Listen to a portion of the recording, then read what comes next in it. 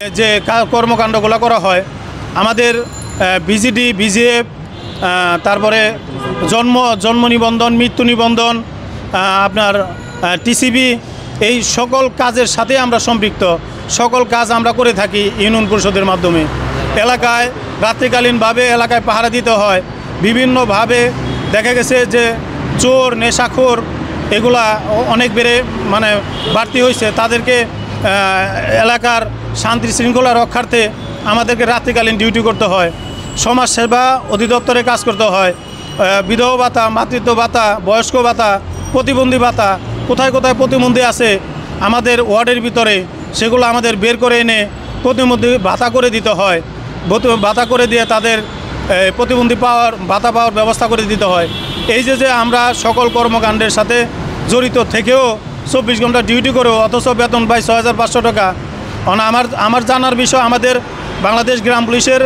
পক্ষ থেকে জানার বিষয় হলো 6500 টাকা বেতন দিয়ে এই নামমাত্র বেতন দিয়ে কিভাবে একটা সংসার চলতে পারে এই জাতির কাছে প্রশ্ন এই সরকারের কাছে প্রশ্ন না এটা আমাদের বেতন 6500 টাকা দেওয়া হয় সেটা দুই ভাগে বিভক্ত 3250 টাকা দেয় স্থানীয় সরকার মন্ত্রণালয় কর্তৃক আর ইউনিয়ন পরিষদের কর্তৃক দেওয়া হয় 3250 টাকা এর বাইরে ইউনিয়ন পরিষদের চেয়ারম্যান অথবা এমপি মহোদয়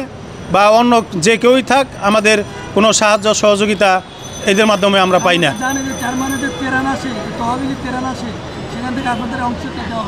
না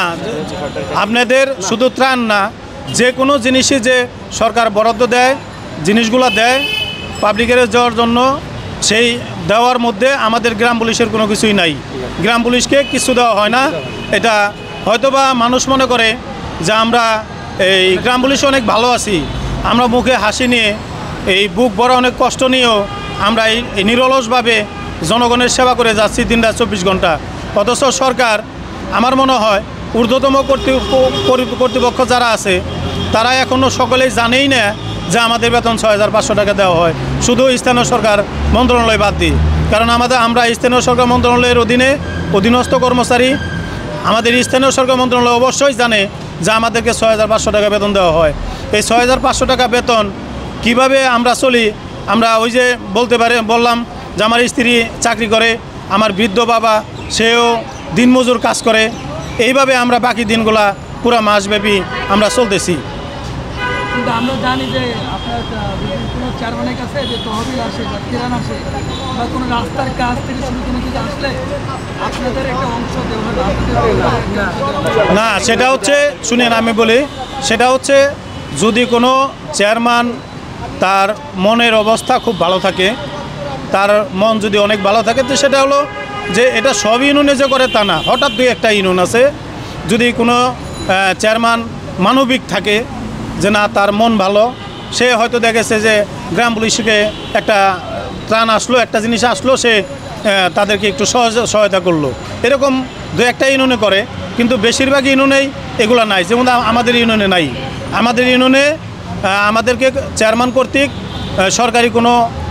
ত্রাণ বা কোনো জিনিসপত্র আমাদেরকে দেওয়া হয় না এরকম আমার আশেপাশে যারা আছে বিভিন্ন জেলার বিভিন্ন উপজেলার এখানে তাদেরকেও দেওয়া হয় না আমাদের সাথে কথা হয়েছে তাদেরকে এরকম সুযোগ সুবিধা দেওয়া হচ্ছে না গ্রাম পুলিশে তো আপনাদের চাকরি নিতে গেলে একটা বড় অঙ্ক দিতে হয় যেরকম 2 লাখ বা 3 লাখ টাকা দিয়েও চাকরি নিতে হয় না সেটা আমাদের গ্রাম পুলিশের চাকরি হলো যোগ্যতার অনুসারে যেমন আমি চাকরি নিয়েছি আমার পরীক্ষা হয়েছে সে পরীক্ষার মাধ্যমে ইউনো মহোদয় আমাদেরকে যারা উনি নিয়োগ বিজ্ঞপ্তি ছাড়ে